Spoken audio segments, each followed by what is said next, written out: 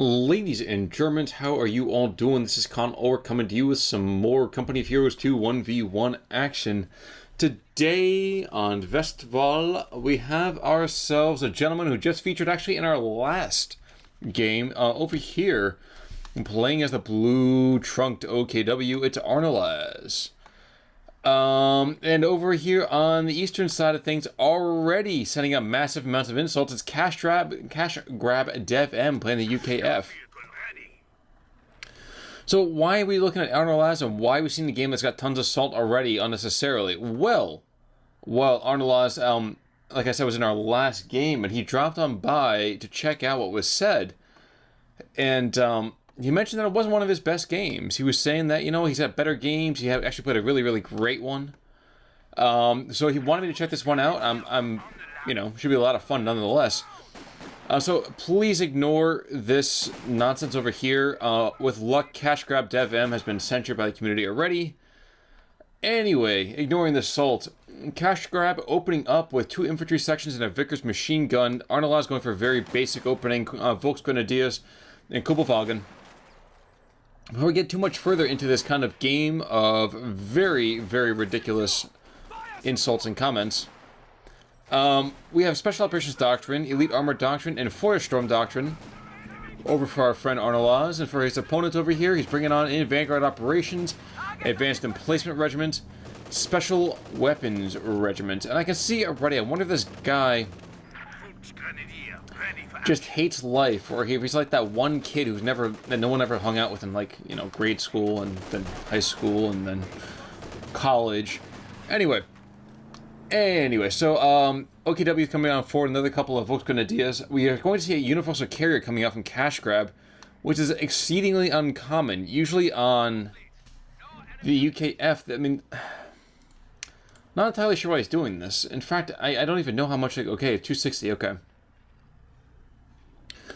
I was going to say, usually you don't really see a lot of universal carriers. I mean, it's decent, I suppose, but early on, unless you are swimming in munitions, it seems a little bit silly to bring in a universal carrier.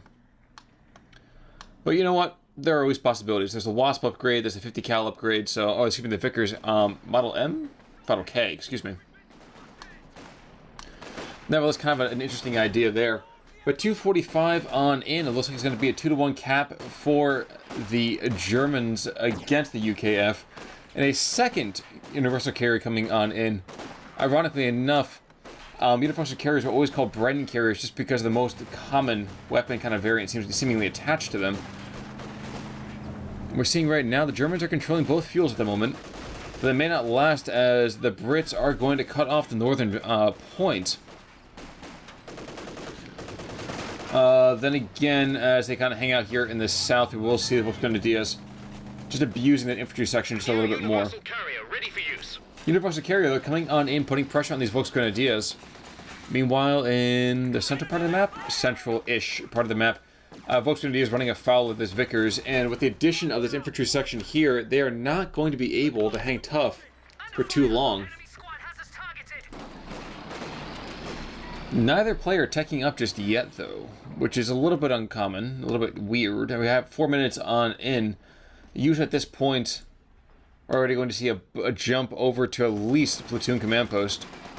Arnolaz, in the meantime, bringing on in a Kettenwerfer, or a Pupchin, if you were playing Steel Division Normandy 44. And there is that Vickers upgrade. So these guys right here seem to be great against infantry. Not a perfect thing, perhaps, against earlier infantry, but at the same time, still pretty darn strong. You can see that right there. A couple of bursts of fire and 3 machine guns on 2 different carriers. Going to do a good amount of damage here. Meanwhile, in the north, this infantry section, sorely abused, thinks that it's going to be a good idea for him to go and try to cap out this fuel point. That's not going to happen, though, and these Lee Enfield rifles are not going to be able to take care of this Kubelwagen all by themselves. And while they're trying to kill time for these universal carriers to get up here to the north, I don't know if that's the best option. Indeed, yep, there they go. They back away. Arnolaz, in the meantime, is starting to call in his first SWS. And that Schwer Wehrmacht Schlepper will have an opportunity to create a nice forward advanced post here. Now these folks Grenadiers charging on in, I don't know if he's trying to give the illusion of having Panzerfausts or what, but either way it's probably not the most aggressive option that he should be going with. Of course, bringing up this Raketenwerfer will be more than enough to do that. This will one shot, not gonna hit. Westwall, of course, is a very, very, not buggy map, but a very twitchy map. DevM, in the meantime, has finally grabbed himself a lot of fuel here, and indeed, this Raketenwerfer is very much out of position. Kind of surprising here. 494 to 456, that is going to become a 2-to-1 cap in favor of the Brits in the next few seconds here. In the meantime, though, question is what can be done about these bad boys? Unfortunately for that Raketenwerfer, he's not quite able to see his intended targets. Now, one shot might be enough. No, they just keep prowling out just in time. But the good thing about the universal carriers is that these guys are extremely, extremely lightly armed.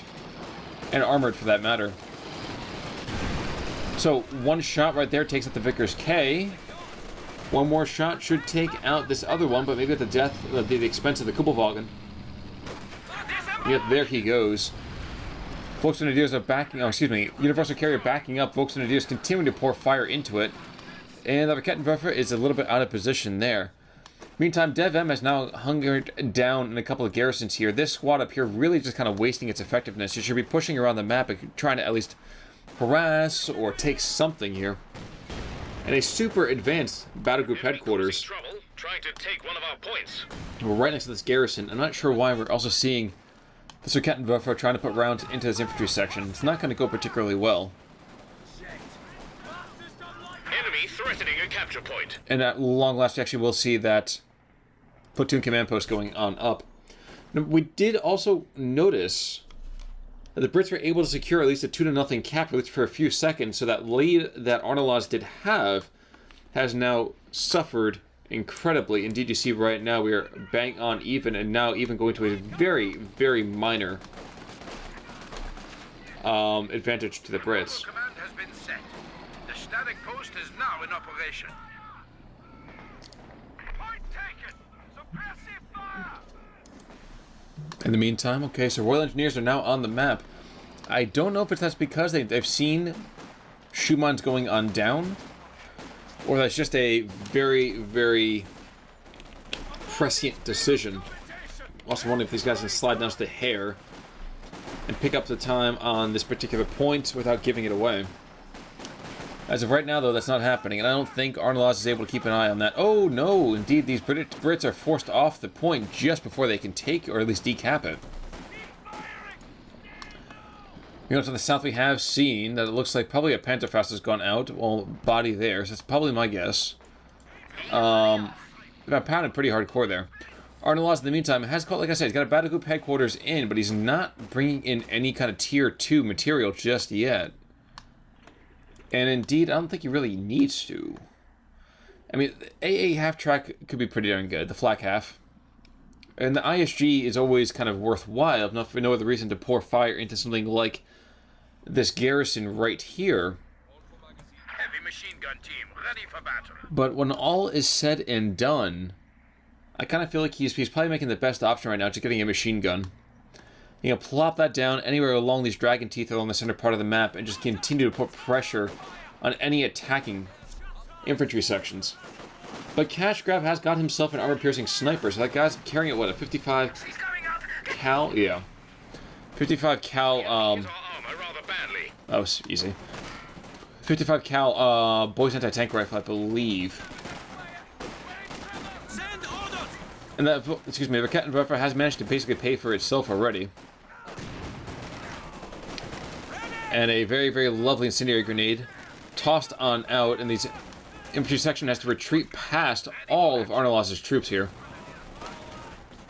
2 squads are going out. Alrighty.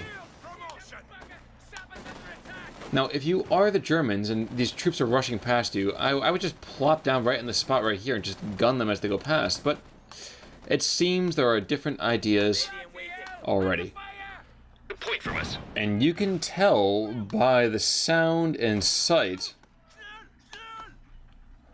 of those rounds coming on in that the ISG is on here, and these guys are getting picked apart already by Infantry squads now. this armor-piercing sniper. Question is, will arnolaz really be waiting to put just down Capture point. They're trying to take another SWS, or is he going to actually invest finally in some heavier material? It looks like right now, probably not going to go for it, and that armor-piercing sniper moving away just before he takes some very, very negative attention. Infantry section, in the meantime, comes across a mine and detonates it rather severely with the death of a couple of comrades right there and then. And this ISG should be able to put fire down on top of this garrison pretty easily. Worth noting, in the meantime, arnolaz has not selected a retreat point unlock. Instead, he's calling in another SWS, which is the correct call. Let's take a quick look at terms of veterancy right now. So, while this armor-piercing sniper is going to get a star of veterancy pretty darn quickly, he does not have a lot of comrades on the map that do have any veterancy to speak of. One infantry section at 2, one at 1, and now the armor-piercing sniper has got himself 1 star, but not too much to write home about. Has arnolaz in the meantime decided to bring himself up with that retreat point unlock? No, he has not. Instead, he's bringing this guy on forward. I kind of get the feeling if he puts the truck right here might be a good decision. Not the best, mind you. M6 mine, by the way, going down to the south. Being able to cover this gap right here would be a great opportunity. And it looks like he's backing up right against this dragon's teeth, and that could be kind of interesting as well. Meanwhile, down the south, you're going to see 3 squads of Volksgrenadiers pounding these Royal Engineers into paste, and indeed we're going to see even more fire levied at these Brits here.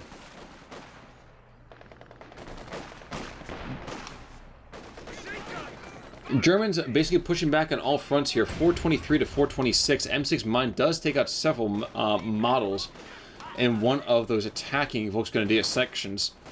Meanwhile, back in the center part of the map, though, Vickers has advanced far enough that this MG34 is under an intense amount of scrutiny.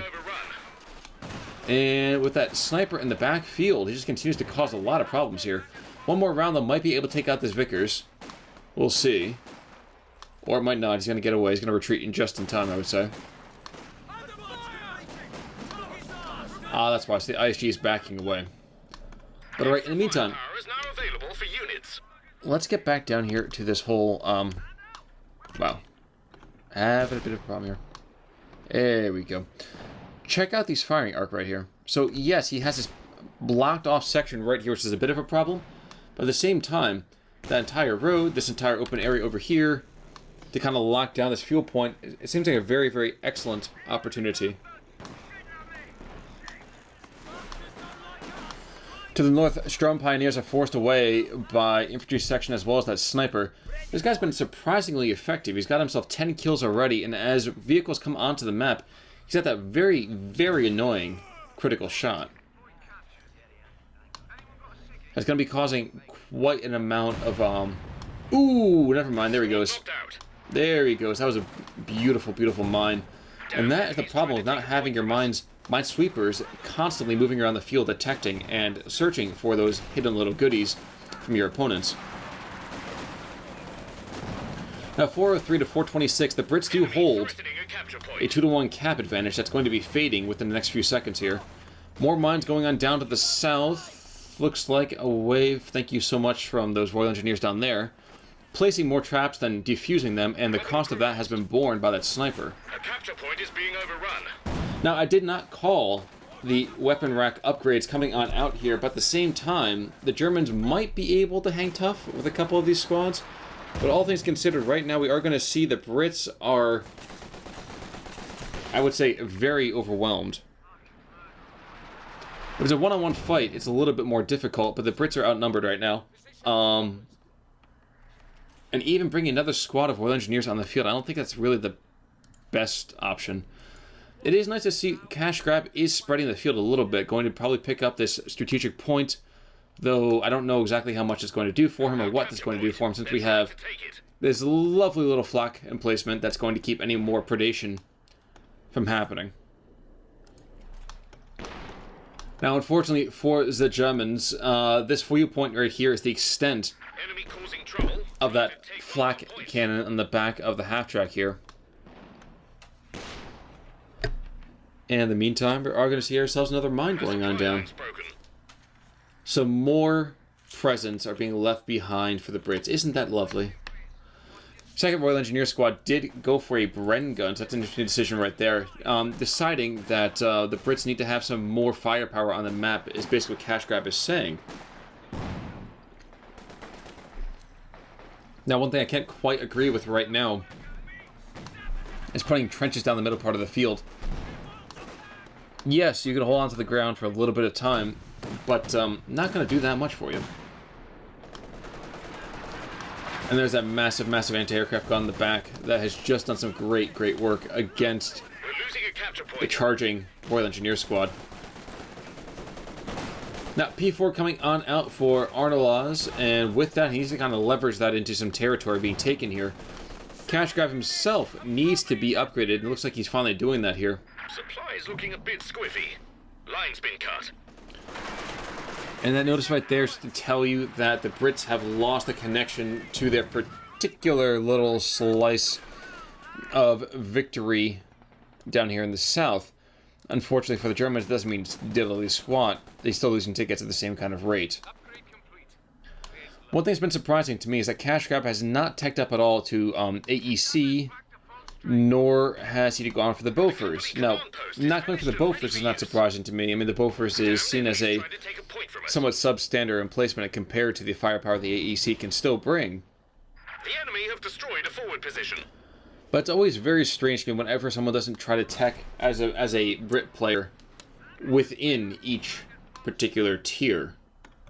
Now, where's that fire coming down? Okay, well, not sure there. Enemy threatening a capture point. I didn't even realize this either. This is the MG-34 that's to the north. This is the captured Vickers from the Brits. That's down in the south, protecting the southern VP now.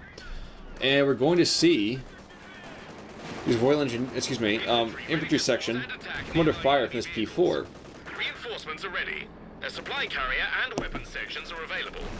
Our infantry are ready to hold the line. So Cashgrab, in the meantime, has decided to go for a special weapons regiment. It might be interesting to go for a tank hunter's infantry section. Now, it's not an ideal position, and indeed, going except for that Firefly is a much more long-term option. But maybe bringing in a section of tank hunters might be a good opportunity for the P4, for the Firefly to have a little bit of backup. Now, as of also pretty lucky for this infantry section, they dive into the house to find it getting taken on down. But regardless, they are forced away, and that's a small victory unto itself for the Germans. Obersoldaten are on the field for the OKW, getting their LMGs as we speak. And while arnolaz does not know what his opponent has gone for, maybe we should kind of theory craft on our own side. So, special operations, elite armored, or Feuersturm. Now, as much fun as I always like finding Firestorm, that's probably not going to be the case. If he was going to do that, he would have gone for it already. But since that the Brits are not really going for a ton of SimCity, which is also a very good thing, tons and tons of fire doesn't necessarily create a victory in the long run. Infantry squad attacking us. Oof. Piat's on the ground. Okay, so Obersoldaten might be able to pick up this Piat. Maybe not. We'll see. And Sherman Firefly has pushed forward and pushed back as Bren-armed Brits are charging to the front instead. Now, is that Piat still there? Yes, it is. Okay. P4 redeploys to the north, trying to help out against these very aggressive infantry sections. But what we have there is the Sherman Firefly ready to back them off. Rear armor hit from the heck. Oh, wow. Rakettenwerfer, who has lasted since probably about the 5th or 6th minute of this game, has slid in behind to throw a round into the back of the Sherman Firefly. And with the Sherman Firefly backing up in not a little bit of fear, A capture point. the Germans do have a devastatingly big army supply advantage on this map.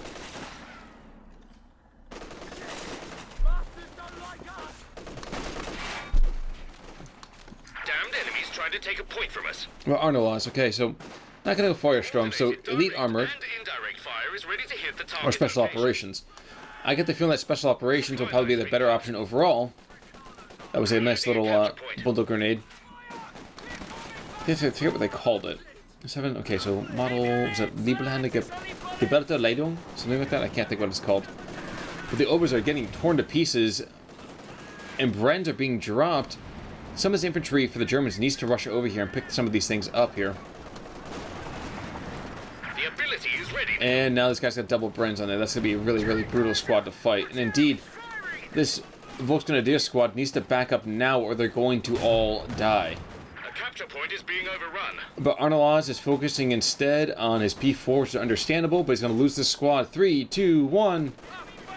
Huh, shotguns, they're not dead yet. Yeah, they're dead. Never mind. Royal Engineer squad is down here. They're capping out the strategic point, but one more round might be enough to take them out. No, luckily enough for them. They are still alive. They're going to back away under intense firepower. Now, there's a Raketten here, placed to see if this Sherman Firefly comes on forwards. But it seems that the British tankers are too canny for that. What this has allowed, though, is the Germans to take a 2-to-1 cap advantage. So 327 to 362. The Germans are down about 35 tickets. But that's still not enough to be totally sanguine about their chances. Indeed. Indeed. With a 2-to-1 cap, and now special operations, there we go. The Germans have a big army advantage. Oh, wow, never mind. Excuse me. Only 7 there, it looks like. In veterancy right now, shocking left might even go to the Brits. But this Rakettenwerfer is sliding on in, and this Firefly has no idea that he's there. Enemy causing trouble, trying to take one of our points. And these guys are going to get caught out now. They could have been able to put some great fire into the side of that Sherman Firefly, but now we'll never know. But alright, so is Arnolaz going to try to hold out to bring in this Panther command tank? Might be a decent option. He's got to still have another 20 fuel yet. And he's got to survive all this negative firepower here. Now, is this a squad of the double Brens? No, thankfully it's only one with 1.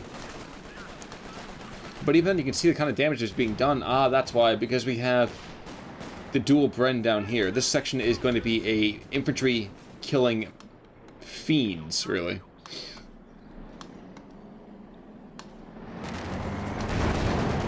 And almost all the way down into that Panther command tank, Arnolaz realizes that he probably overextended with his P4, and indeed is probably going to see him go down here. But not even putting more fire into that side of the Firefly. There we go, that's 1. Now, where did I see... Really? There we go. Burst of fire going down that towards those Royal Engineers.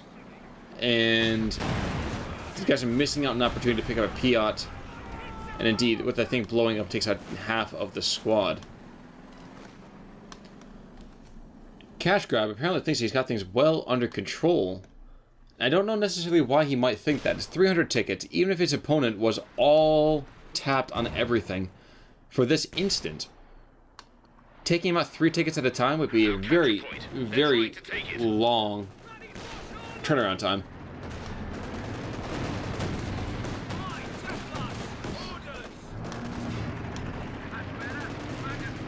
And as we speak, oh wow, another arm-piercing snipers on the field. Not sure if there's a really greatest opportunity here. That might be a bad plan in the long run. The Panthers on the field, and that Sherman Firefly has another person with whom to tango. What I would like to see is an upgrade for these 60-pound rockets. capture point. Alas, we're not quite there yet. The enemy have 300 points.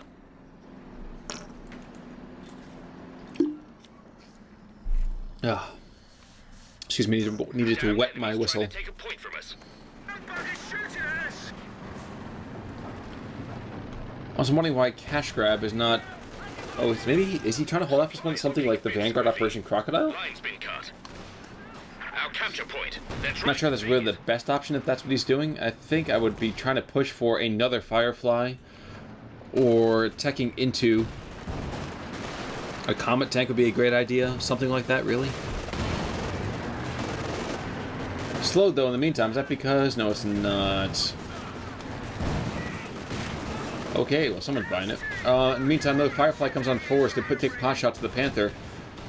And instead, we have the Rakettenwerfer doing the dirty, dirty deed against him. Ooh. Enemy got one of And our squads. sniper snipe by this Panther. Naturally, though, the Panther won't hit anything else with the broadside of a barn with that cannon anymore. What will happen, though, is that these Obosodont will continue to get torn to pieces. SDGs with infrared scopes coming on in, that'll be pretty darn good for long range, but it'll be better for them even more so at the kind of medium-ish range. The Brethren coming on forward to support their ailing gunfight.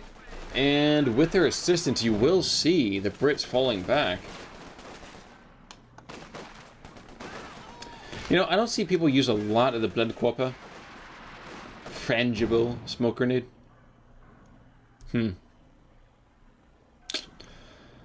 But I imagine it's probably pretty darn good against vehicle weaponry. And frankly, it'd be a nice kind of, not so much inexpensive way, but a nice way to, a nice stopgap measure, let's call it, before your opponent is able to re-engage with his vehicles. Trying to take one of our points. And a sense of relative calm drops over the battlefield. 27 minutes and 15 seconds on in here. Our supply line's broken.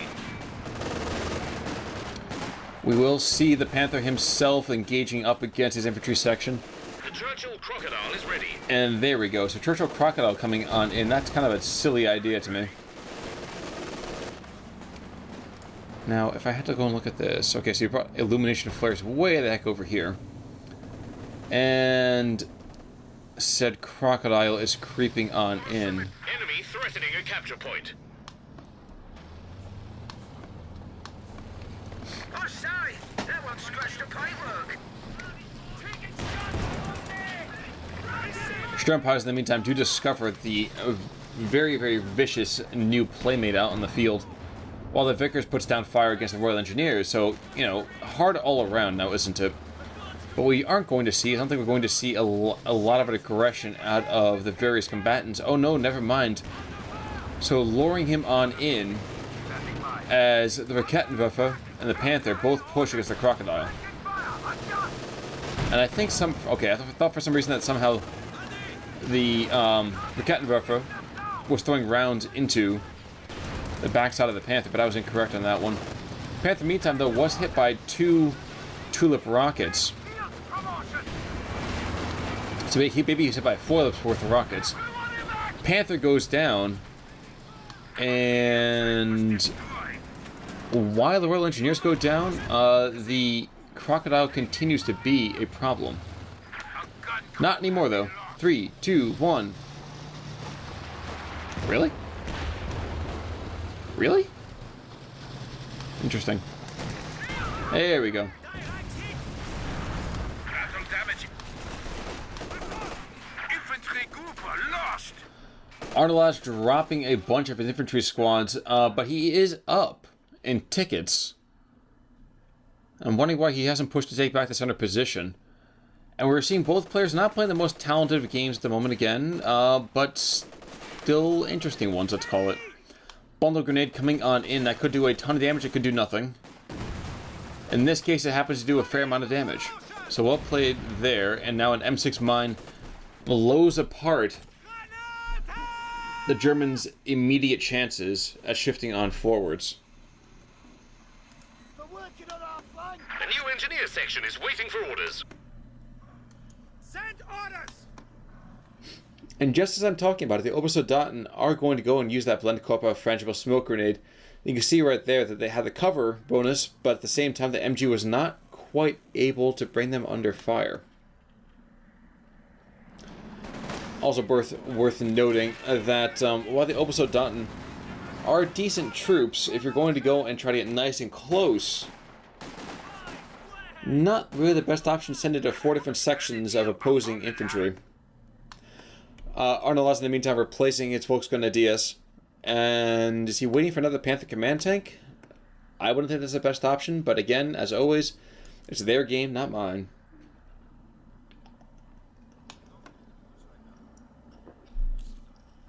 Alrighty. Kind of wondering if it would not also be a better idea just to bring another Raketenwerfer or two on in as a stopgap measure against this tank. I mean, in many cases, as the Germans, you already know that they exist, so you might as well just be proactive about the anti-tank defense. But instead, the ISG rounds starting to come on in again. This guy's got 13 kills, which is way more than I thought he would get. And the Brits are feeling frisky. They're shifting on forwards, and we're going to see this Royal Engineer squad getting completely pelted and going down immediately.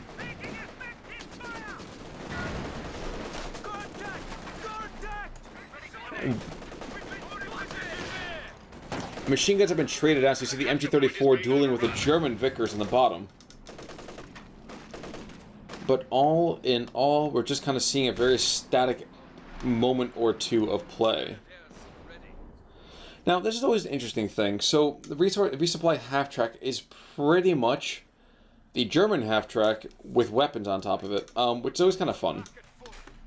Now, unfortunately, it costs 30 fuel, and frankly, if you need to have a guy that far on the front lines, probably you could just go and invest in the weapon racks back at home.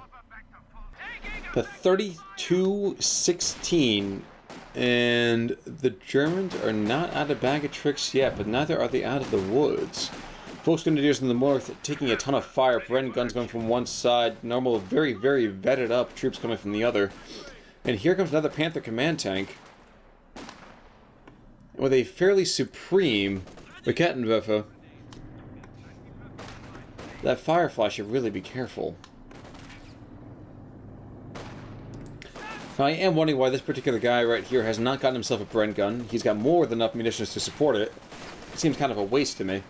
What's more, again, you have to know that your opponent's going to build another tank, so you might as well bring in a tank hunter section. Otherwise, I kind of feel like you're not really utilizing this thing to its greatest ability. Alas, that's exactly what we're seeing here. Panther command tank just kind of sits back while his opponents, while his friends, his countrymen, take an incredible amount of fire over here to the northeast. Obersoldaten, though, giving much better than they're getting. And with artillery support, that might be enough to compel the Brits to reposition, and indeed that is enough.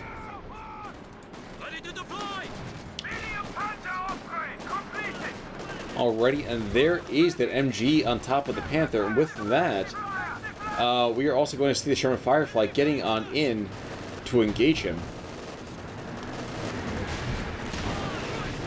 Now, rounds impacting off of him, and there is a very, very intelligent way.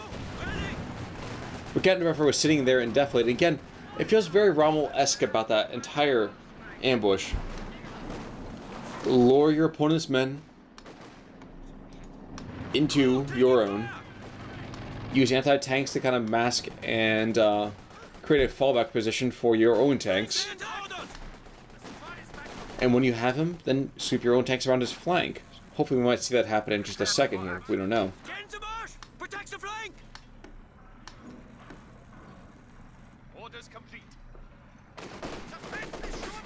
287 to 253 though.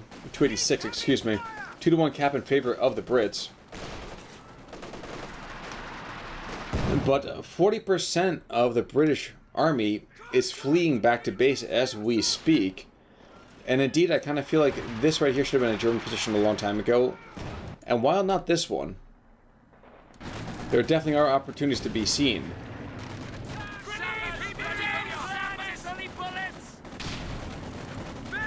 That was also a lovely little stun grenade going on down. And just compelling the Brits to back away. Panther now in the meantime just to the north of this forest. I'm not sure if he's trying to push in or not. But there's a free Bren. Pick it up. Pick up the Bren. By all that is holy, pick up the Bren.